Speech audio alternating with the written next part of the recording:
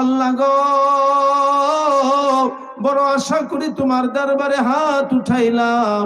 যেই মা 10 মাস 10 দিন পেটে রাখছে, একদিন এই মায়ের কলিজার মধ্যে লাথি মেরে আমরা দুনিয়ায় চলে আসলাম। মা জননী বেহুশ হইয়া পড়ে গেছে। আধা ঘন্টা পরে যখন মায়ের হুঁশ আসছে, ডাইকা বলতেছে, কে আছো? আমার জাদুমণিকে আমার কোলে উঠাইয়া দাও।